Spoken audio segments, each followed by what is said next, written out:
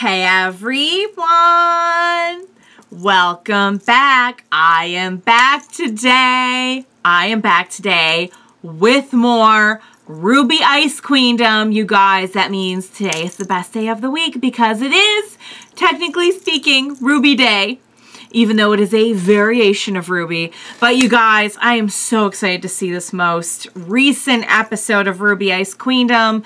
The last one was just so fun and surreal and just, wow, just unpacking it. And I'm still, like, even today, like, dwelling on, just the amount of detail that went into the portrayal of Weiss's mind, and I really, really, really enjoyed it. I will briefly get into my lingering thoughts and feelings. I said a lot last time. I don't know if I have a whole lot more to add to that, but I'll briefly get into it. But first, I do just want to say, if you're joining me early today, you know just what that means. It means that you are one of my awesome patrons. Thank you so much, and as always, I'm sending up those big old hugs right through that screen. And if not, still thank you for joining me today. I'm glad you're here. I do hope you'll consider supporting me that way. The link to my Patreon is going to be in that description down below. And if you are joining me on those YouTubes, I hope you'll hit like and subscribe for me. Thank you so much for that. So yeah, guys, I just think they did an awesome job with portraying how things work for Weiss. You know, I think it was a really just fun and imaginative way to show, at this point in time, how she feels about the world, her place in the world, the Schnee Company's place in the world. So there was some truth in there. There was some insecurity in there. There was a lot of lies and propaganda in there. It was just kind of a sort of a melting pot of, I feel like, all of her experiences and feelings. And just from, you know, the more overt things like her father kind of being like the actually physically large presence kind of looming over her, to, like, you know, Big Nicholas sort of representing this great responsibility that she feels to, you know, live up to the things that her grandfather did, and the Schnee name and everything, to, like, her mom not just kind of bad. That one really crushed me. That was a more subtle one, I feel like, and that, as soon as I saw it, I knew exactly what it meant, and it just hit me like a ton of bricks. Whitley being a little bat, you know, kind of doing surveillance, kind of sort of helping Weiss, kind of sort of also being ready to turn on her at a moment's notice. Winter being the sort of like oracle almost that she refers to for, you know, judgment, and the whole way that the town, the city ran, and like the attitudes of the workers, and just like all of it. And also somebody made a comparison in 1984, which I think was also really good, and I did not initially catch that, but it does make a lot of sense. But just the whole thing is just a really interesting, creative portrayal of everything that makes up Weiss at this point in time as we know her. Certainly, you know, those of us who have watched the entire series, original RWBY, know that does change quite a bit over time. But at this point in time, I think they did a really good job of summing it up. And you can even see, like, the conflict in there that she's starting to have now that she has met Team RWBY and has been part of something other than the Schnee family. And I think that's interesting as well. You know, RWBY kind of came in assuming that she was hated, or, you know, or whatnot. And I think that Xion's words were very, very wise in this case. And I also think that RWBY has made an impact, and that's why, you know, perhaps there's even some pushing against that influence. Because if your world, like, look at how neat and orderly the whole empire was before, you know, before someone like RWBY came along, and I feel like it's kind of introducing Weiss to a different way of being, you know, which is why she's the cool little snowboarder chick. I love it. And also, I saw someone pointed this out to me about most of Team Juniper being in the Silly's jail, that they actually mentioned in the episode that you can jump in and replace your character in the dream, kind of almost like a place marker. And so that probably means we're going to see them at some point in the dream. So I'm like, ah, okay. And also that the meowing kind of represents, like, you know, really not knowing anything about them at this point and just kind of like making up a silly noise for them to, because you wouldn't know what they would say otherwise. So, they're meowing. It just killed me. I don't know. It was so unexpected. But like the whole like, oh, sillies can't be schnees kind of thing. It's like, oh my God, that's so sad. That's really how you see the world, that like you have this crushing pressure on you to live up to all of this and you really aren't sure if you can do it. It's no wonder that there would be some pushback at first against someone like RWBY, who is just so incredibly different. Her way of thinking, her way of living, her way of treating others, because, you know, you have that looming over you that like, you have to be this person or else. Are you worthy? You know, are you going to measure up? And it's heartbreaking and it's so interesting all at the same time. I absolutely loved, like I was saying last time, I could write an essay on it, and that's kind of what I'm looking at the timestamp now. I'm starting to do that, so I need to wrap it up, but it was great. I loved it. I can't wait for more. So without further ado, what do you say we just go ahead and jump right into the next episode of RWBY Ice Queendom? Let's do this. Huh. Oh my God. Okay, this is what's going on the, okay. Look at the phone that says Nightmare. Oh my God, look at their like staff with Dreamcatcher on it. That's so stinking cool.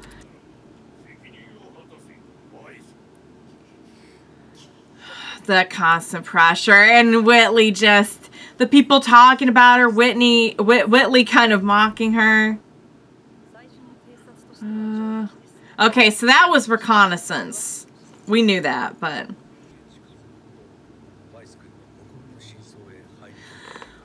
that's kind of the hub, maybe? Yeah.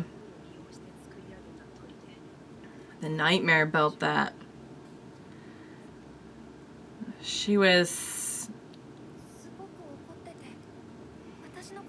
still a lot of anger there. Very not helping.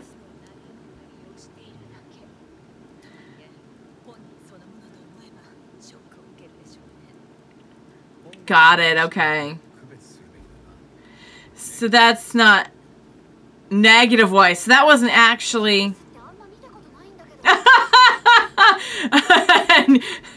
Not helping her, Sleepy. So that's like the Nightmare exploiting the idea of Weiss. We're gonna have someone else jump in. She's like, I don't mind. It's a team effort. It's team effort. Negative Weiss.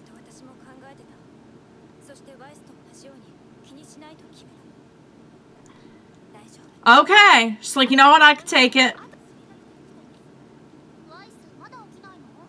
I mean, I almost feel like would Pyrrha have some, like, pull here?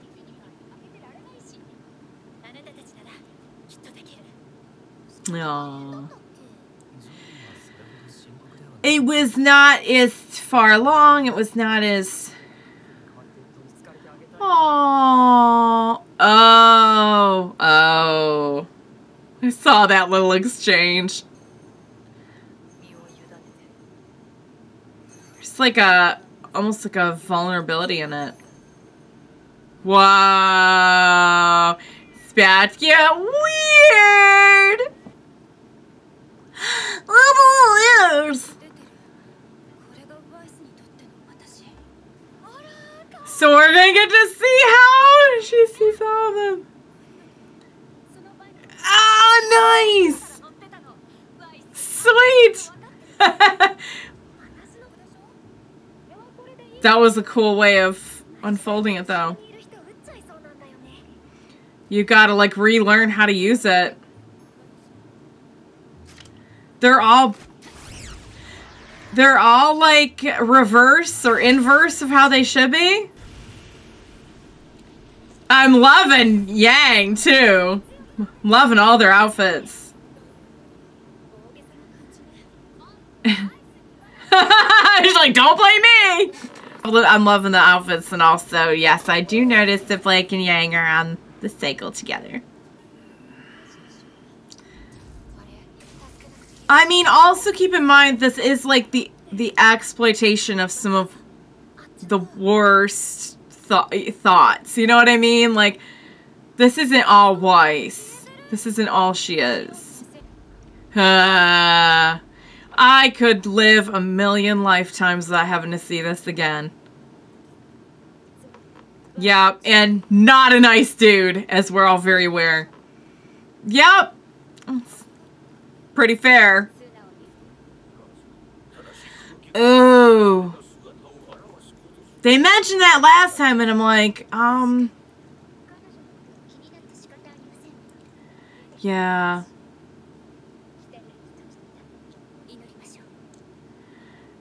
Oh wow, there's a lot to unpack here in terms of like how this is all perceived. Is it an apple? What?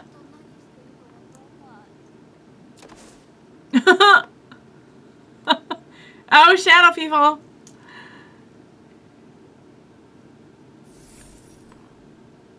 What?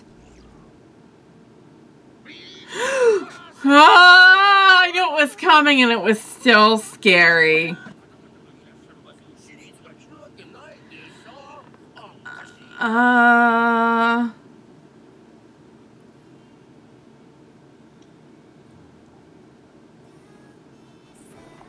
What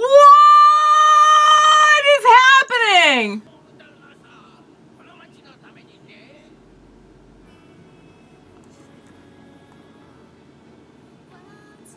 I don't know why this is making me cry.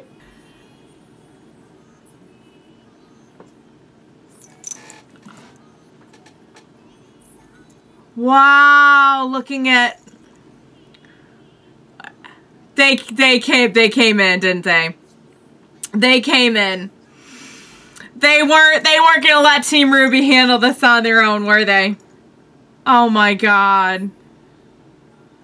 Just hi guys.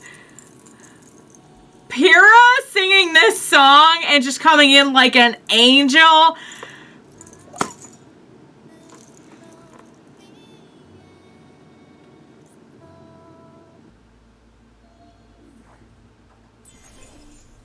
Whoa.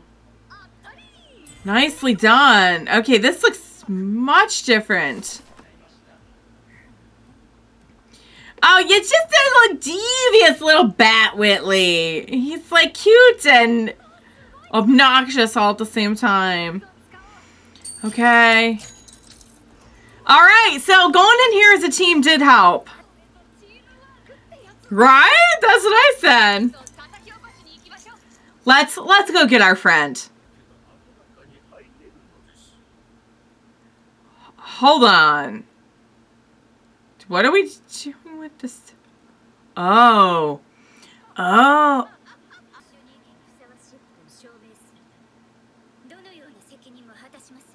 What exactly are we about to do?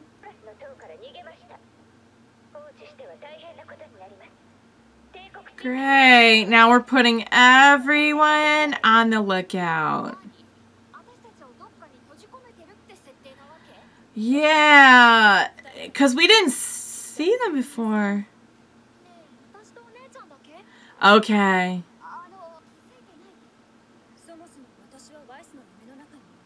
Well, but we know that she's been talking about the girl in black. We could just play along to get closer to...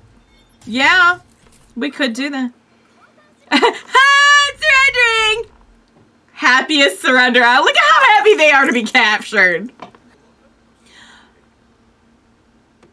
Yeah, so there is a Blake.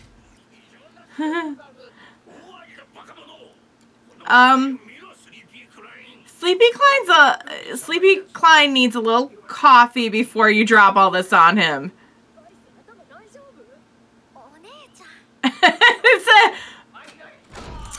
I'm sure we all would have some really interesting stuff inside our heads, so it's very... Oh, the bunk. So everyone who was saying you didn't really care about the bunk bed, you're right? Everyone needs to take note. And there's the, oh, and there's another night. Oh, is that what it's supposed to be? One of the relics from the... They're like, they're reminders.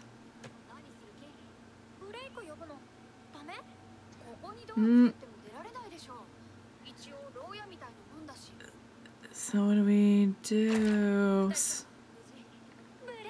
Oh, hey!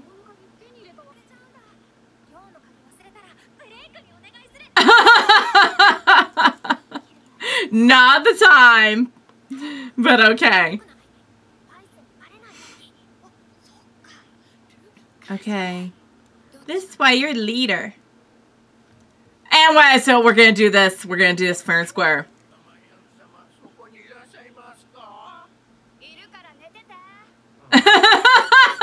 Sleepy Klein is not the person for this job, but it works in our favor.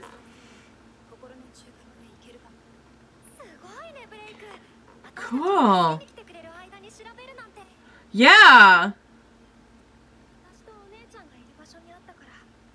The other one's in the block of ice, right? Ooh. Where are we now?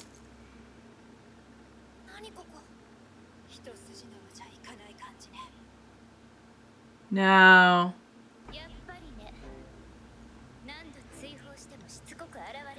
Poop. What? What was the little...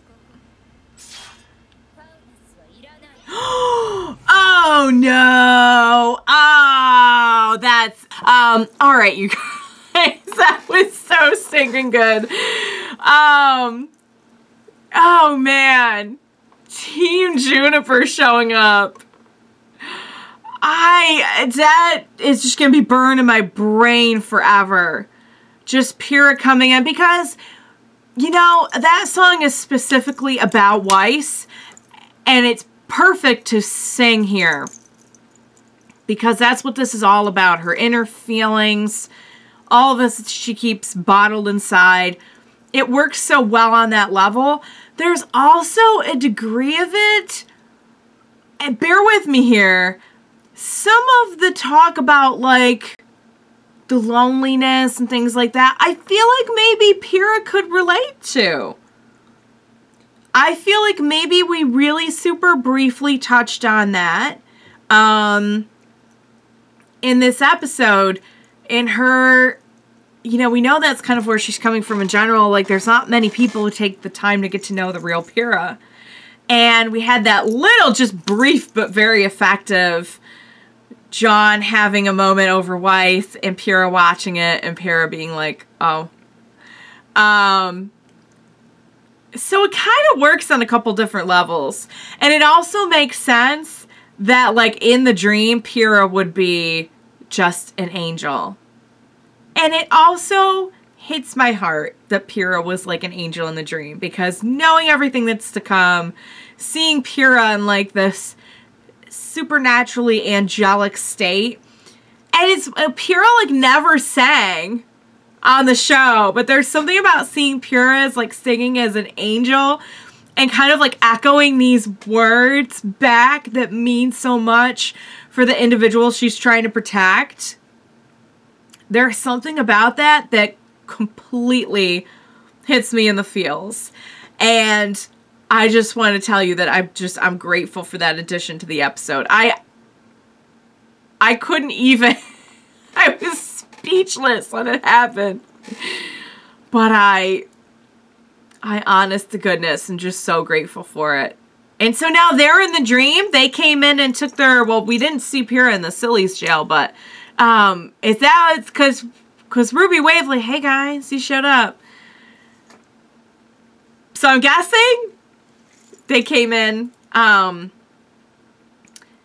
watching the remainder of Team RWBY kind of navigating this situation is really interesting too.